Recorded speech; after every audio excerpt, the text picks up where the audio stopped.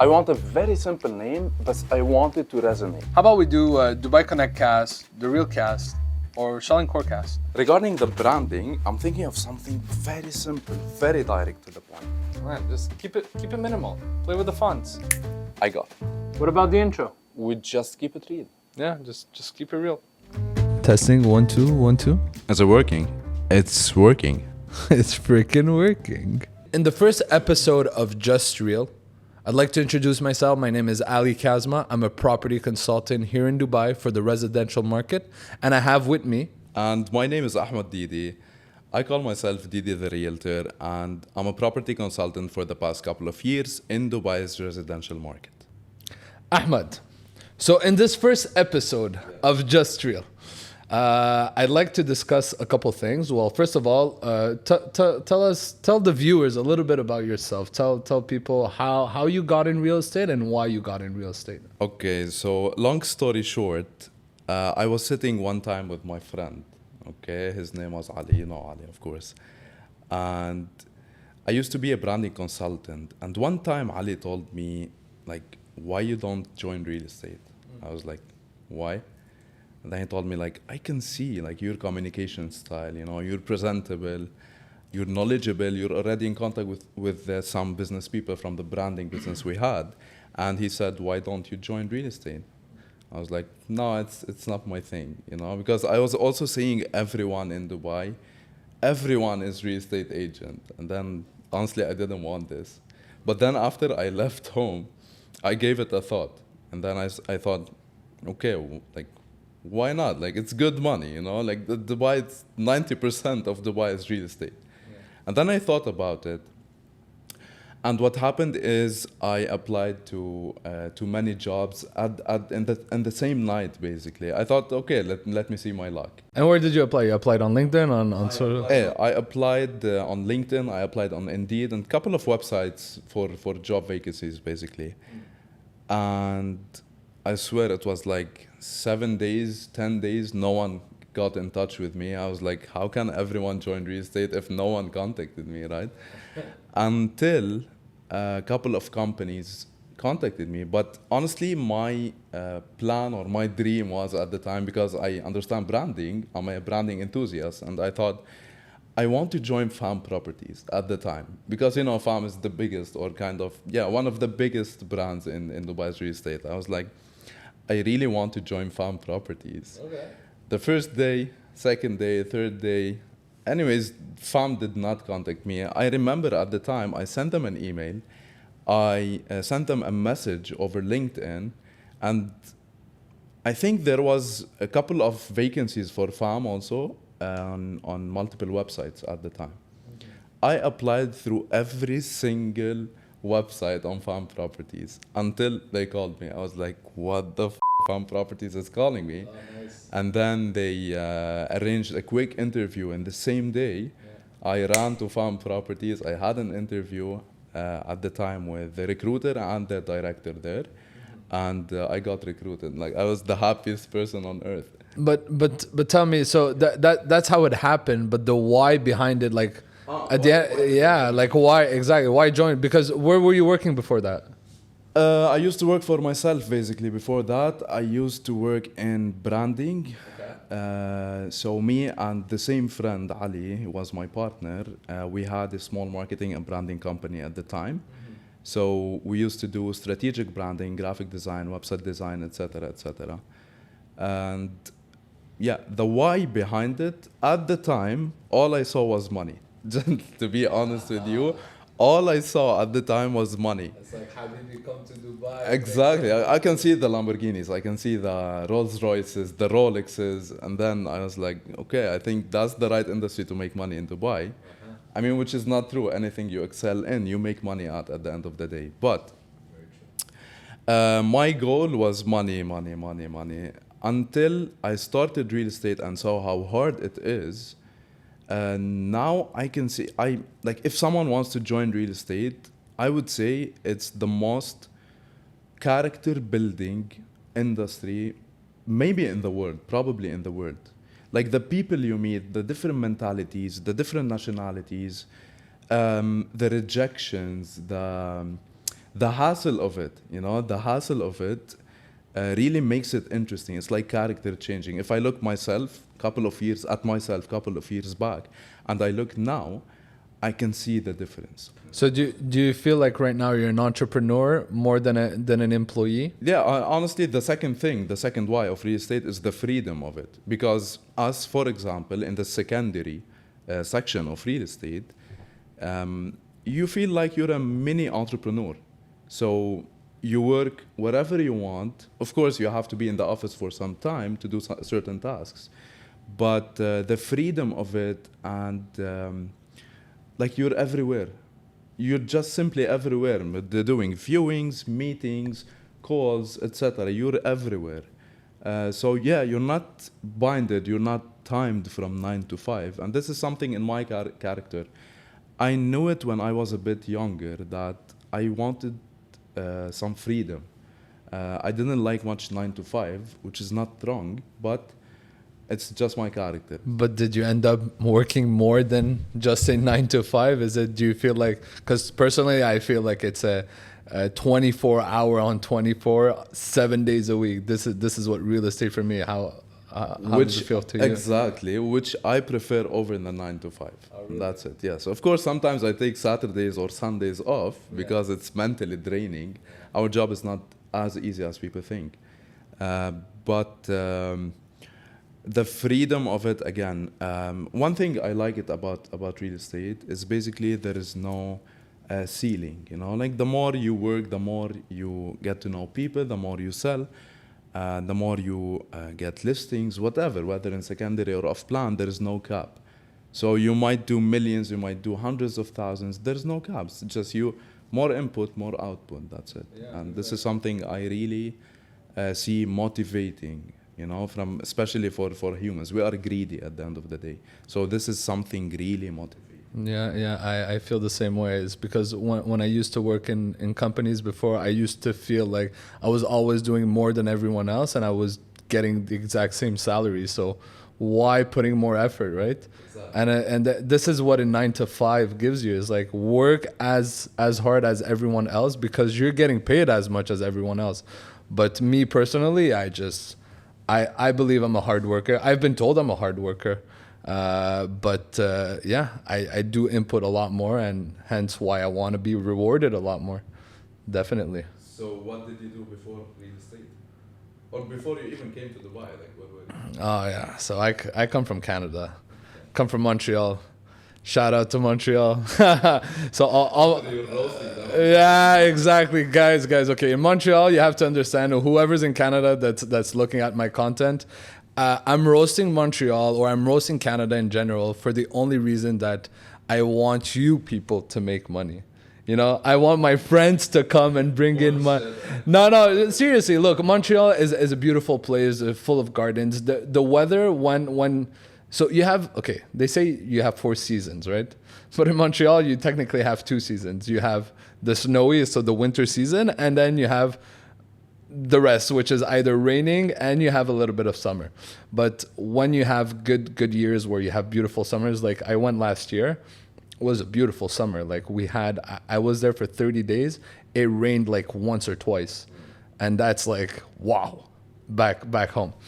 So anyways, so the fact that I'm roasting a lot of Canada is the fact that right now there's not a lot of money to be made in Canada for a lot of reasons that I keep repeating myself, which I will not do here. So if you want to know more about the roasting, go check my content. But yeah, so originally I was doing, like, before I came here to Dubai, I was actually unemployed. I was working part-time in a restaurant. I was also working in finance in a company. Basically, we were doing finance for cars and everything. So I was in the car industry for a while. I was doing restaurants for a while. And my most liking job is this breakfast place, which again I will have to shout out, which is Coco and Company. Top, honestly, management was great.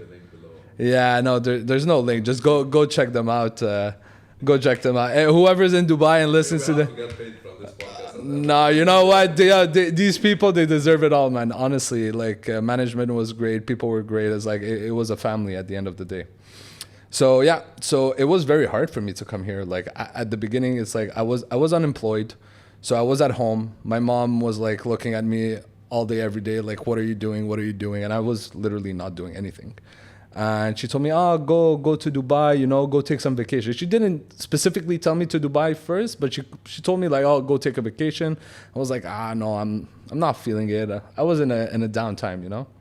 And then she came up with the idea like, hey, you've never been to Dubai. I have my cousin in Dubai. Go see him and everything. I said, well, I don't know your cousin. What am I gonna do in Dubai? Like, Habibi, come to Dubai. Like, what is this? You know. So I wasn't really convinced, and then after a while, I said, you know what? Let me just go check it out. But the way I did it is that I bought a one-way ticket and I came here, not knowing if I would come back.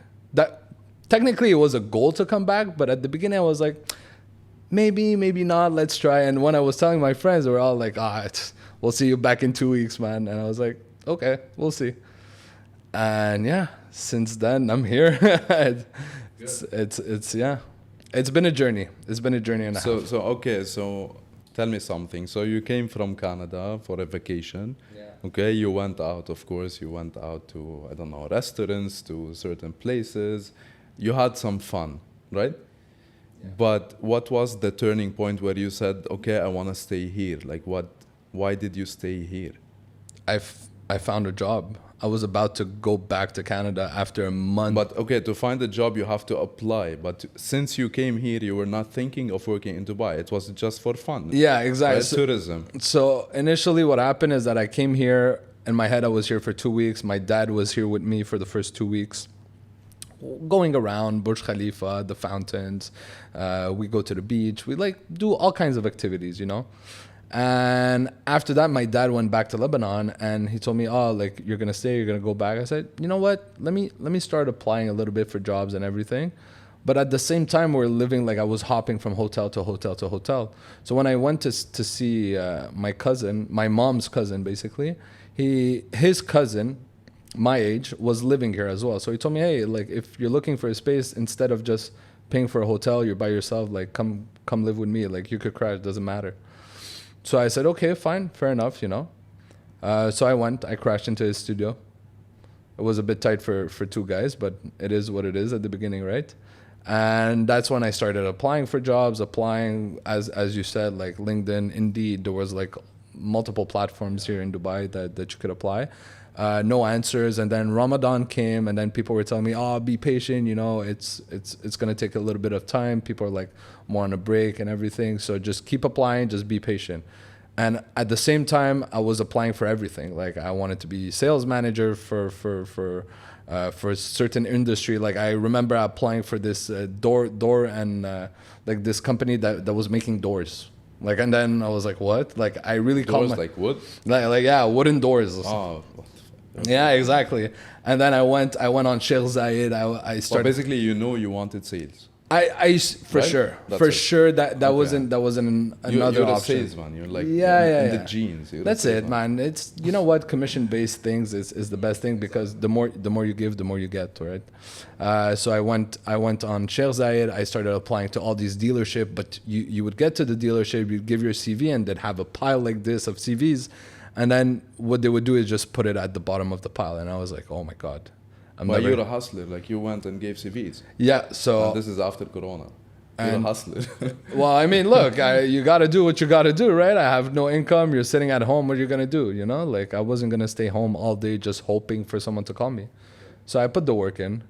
And after a month, I was like, man, this is too much. Like, Ramadan was done. And then I was like, you know what? Let me go back home. And then my uncle had moved out of his old apartment to come to downtown. And he's like, oh, this lady that rented me out the apartment, I gave her your CV, you know. And I was giving my uncle my CVs, and he was helping me. I call him my uncle, but it's really my mom's cousin. So he was giving my CVs to everyone, and and then the day before I decide to book a ticket, I get a call from, again, Fam Properties, not knowing that you were gonna be there. You know, we met over there. And yeah, that's how it started, the whole journey and all.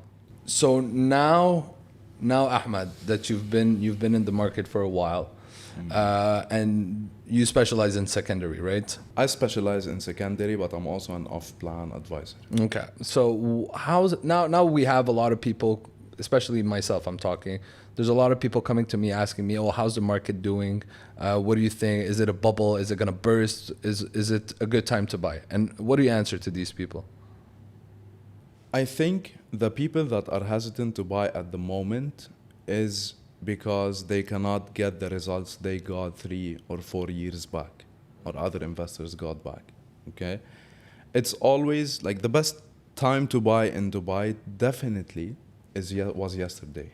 Let's agree on this. Okay, so today's prices are higher than yesterday's prices typically, but I would say first of all, if all the investors, all of these investors, all of this demand is coming to Dubai, there is something in Dubai, right? So money is smart, okay? Investors are smart at the end of the day. The money movement from all over the world to Dubai, and Dubai focusing on as much industries as possible, right? Not only real estate. Dubai is focusing as well on artificial intelligence. Dubai is focusing on technology. Dubai is focusing on blockchain. Dubai is focusing on a lot of industries beside real estate for a reason, because they want people to come to Dubai and stay in Dubai. And that's where you're seeing a lot, for example, a lot of families migrating from their countries, bringing their kids, their wives, their families, and coming to Dubai. Okay, so the more Dubai, the more time is passing, the more Dubai is becoming a real hub for people to live here. Okay, let alone, of course, the taxes, the zero taxes. Okay, the initiatives of the government, the 10 years residency visa, the business initiatives, the food and beverage, the entertainment, etc., etc. So Dubai is the place to live in. I think it's ranked one of the best places on earth now to live in, not only invest in. And at the end of the day, the more people are coming, the more the population is increasing, the more this will drive prices up. It's true. It's safety wise, like we keep hearing the same thing. Safety is a big thing in Dubai, and it's true. Like you compare it to anywhere in the world, there's not a place in the world that I've been that I was able to leave my wallet and my phone on a table outside with 50 people just having a coffee, go get my stuff, and come back and find it as is. I've never experienced that before. I agree, yes. And this is just one small example of how safe are Dubai. It's and you know what? And people are attracted, especially families that have kids and families. So I think it's a good place to be. And weather-wise, now we're getting into summer, but I mean, yeah, it's in summer. It's getting a bit hotter, basically. It's like not as cool as before. Yeah, it's like being in an oven, literally. Exactly. But thanks God we have ACs everywhere. Yeah, exactly. So yeah, this is just a small example of how Dubai is safe. You can look over the crime rates in Dubai, which is like 0 point something, if any. You can look at the ease of opening businesses, at the ease of doing business, strategic location in all of the world, supply chain lines or the supply chain channels are coming to Dubai as well, in Jabal Ali, in other areas. So I think the plan for Dubai is to be the number one hub for all the population, okay, for all the world, not only come, invest or put some money in real estate and then just leave. So the quality of life, the experience, etc., and no sugar glazing. Trust me, I was skeptical about Dubai, and I come from Lebanon, which is not that great of a country. Let's agree on I mean, this. they have great food. They have great food. Yeah, that's what we are famous for. But again, I love Lebanon, but you cannot compare anything to Dubai, in my opinion. It's true. It's true. I can agree with that. That it's not comparable in any way. Except for the parties. Parties in Lebanon are quite fun. Parties and food.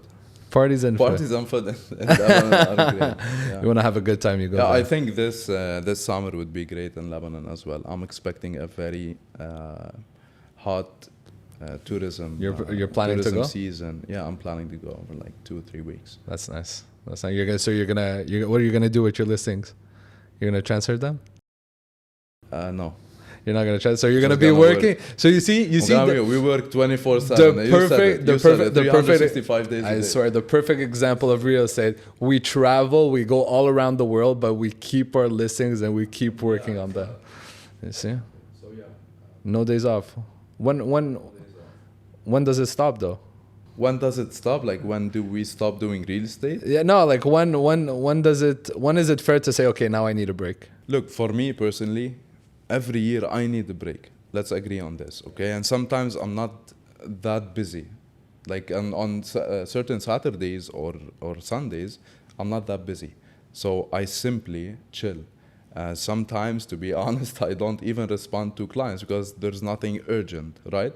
Yeah. If there is something urgent, I would reply, I would respond. If there is nothing urgent, I think like my mental health, my psychological health needs some rest today, right? To go back tomorrow and do my work, to be more effective and more efficient. So sometimes I feel I need to just unplug, okay, just reset, and then come back a bit refreshed, because you know this, okay? I'm sure every single broker in Dubai knows how hard is our job at the end of the day, right? Yeah. So It's hard to make money. it's very hard to make money in the real estate. The competition in real estate is, I've never seen as fierce as the competition of real estate, Dubai's real estate market, sorry. So yes, as a result, sometimes you just need to reset, to rewire, to think clearly, and then come back stronger. Now just give me a number. Give me a number. So How should I stop? Yeah. Retire? Yeah, what's the number? That's hard. Oh, that's too much. If you Look, I'm someone who believes in diversification. Okay. So like the investors I like to work with. Okay. Right? So from real estate, the amount I want from real estate, it's maybe a couple of $1 million. Okay. Okay. Let's say from real estate. But it doesn't mean that my branding business, my marketing business will not be generating money as well, right?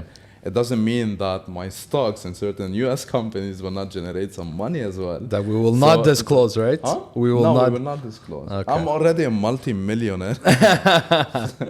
I'm not. But yeah, I believe in diversification. But to reach a point, like I don't have this dream where when I reach 40, I will retire. Okay, retire and do what? Okay, I went to the Maldives. I ate fucking coconuts.